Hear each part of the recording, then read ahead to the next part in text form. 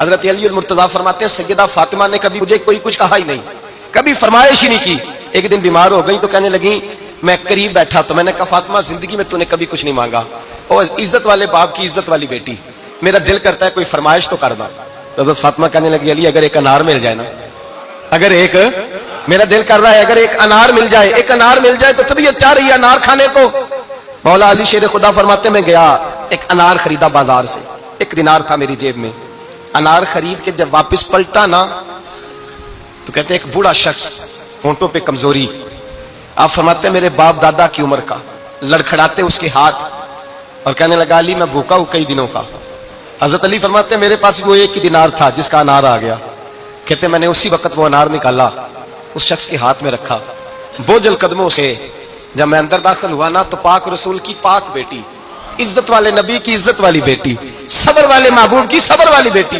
کہتے ہیں جب میں نے اپنا قدم اندر رکھا دروازے کے تو فاطمہ نے میرا اترا ہوا چہرہ دیکھا تو کہنے لگی علی پیسے اللہ کے راستے میں دے آئے ہو، خیرات کر رہے ہو. حضرت شیر خدا رضی اللہ تعالیٰ عنہ فرماتے ہیں میں فاطمہ کی طرف دیکھا تو میں حیران ہو گیا. میں نے کہا فاطمہ تجھے، کہنے لگی مجھے یقین ہے آپ انار لینے گئے تھے، آپ نے خرید بھی لیا تھا، اور مجھے پتا ہے علی میرے ساتھ بے وفائی ہو ہی نہیں سکتی. یہ کسی سوالی نے مانگ لیا ہوگا، علی آ جا، مجھے انار کھانے سے وہ سکون نہیں ملا جو تو اللہ کے راستے میں دے آیا ہے تو سکون ملا ہے، کھانے سے نہیں ملا جو تیرے دینے سے ملا ہے. مولا علی کہتے صبر کر کے میاں بیوی بیٹھ گئے تو دروازے پہ دستک ہوئی. کہتے میں اٹھ کے دروازے پہ گیا تو حضرت سلمان فارسی دروازے پہ کھڑے تھے.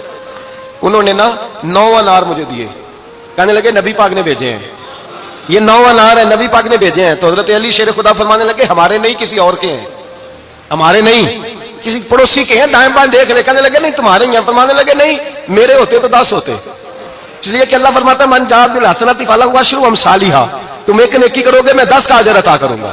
فرمایا میرے ہوتے تو 10 پورے ہوتے، اللہ رسول نے بھیجا اور میرا یقین کمزور ہو سکتا ہے، میرے ہوتے تو 10 ہوتے، یہ 9 ہے.